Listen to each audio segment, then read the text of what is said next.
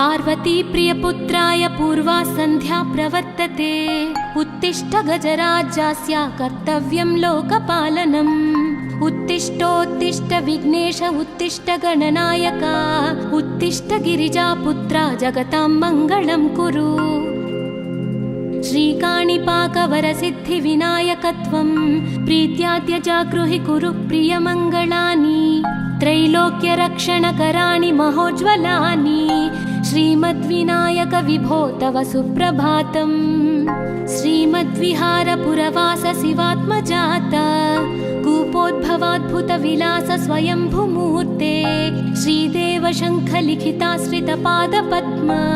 श्रीमद्विनायक विभो तव सुप्रभातम्। श्रीनारिकेळवनशोभितपुष्टिगात्र क्षीराभिषिक्त शुभविग्रह तत्त्वमूर्ते।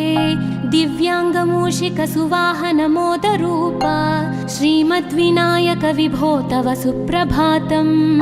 श्रीकाणिपाकवरभूतलवासतुष्ट हे आदिपूज्य अरुणारुणभानुतेज।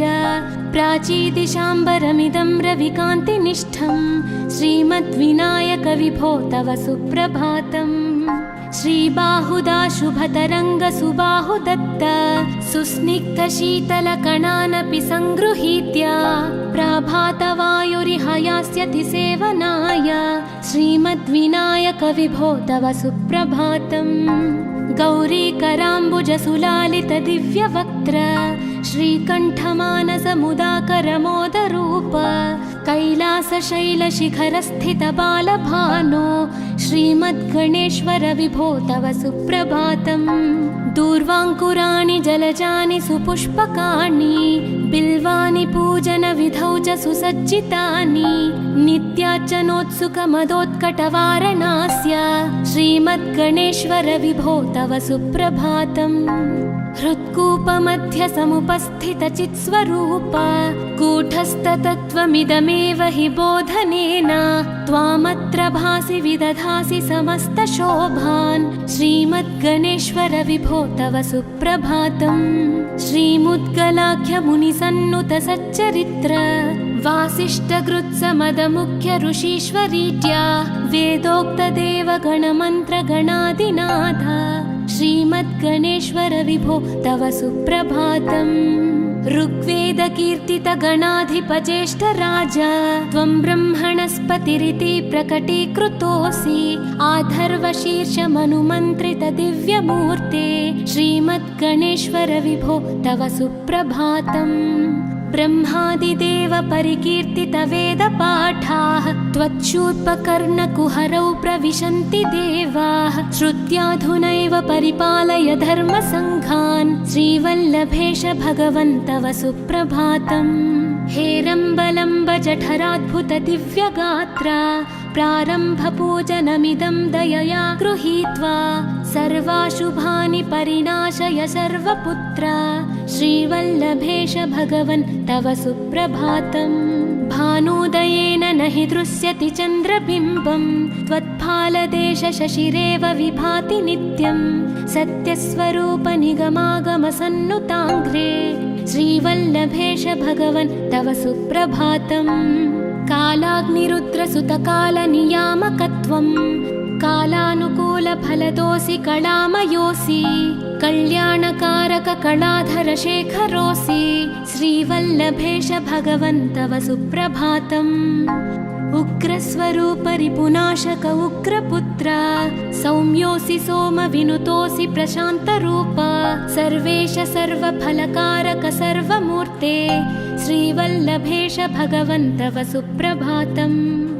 दारिद्र्यदुःखभयभञ्जन दक्ष स्वामिन् तारुण्यविग्रह धनादिफलप्रदायिन् लावण्यमञ्जुलकलान्वितरञ्जितास्य हे विघ्ननाथ भगवन् तव सुप्रभातम्। गम्भीजतुष्टगणराजगकार पूज्य गान्धर्वगानपरिवर्तितनादमूर्ते गाङ्गेयगण्यगणिताधिककलास्वरूप श्रीमद्विनायक विभो तव सुप्रभातम्।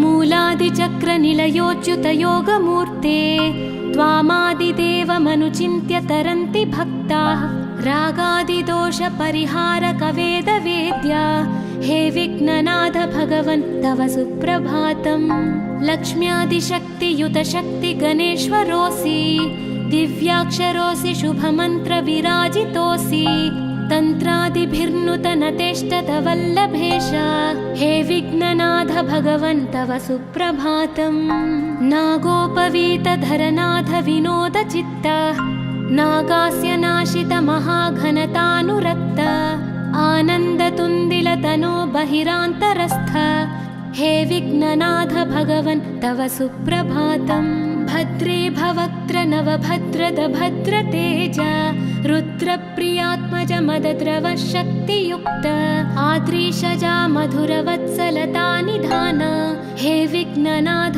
भगवन् तव सुप्रभातम् सर्वार्थसिद्धिफलदायक बुद्धिदायिन् विघ्नात्रिवज्रपरिपूज्य चतुर्थीकाले भद्रं पदं दिशसि भक्तगणार्थितोऽसि हे विघ्ननाथ भगवन् तव सुप्रभातम् बालादिभव्य बहुरूपधरोऽसि देव चिन्तामणिस्त्वमसि सर्वफलप्रदोऽसि त्वन्नाम दिव्यमणिरस्ति जगद्धिताय हे विघ्ननाथ भगवन् तव सुप्रभातम्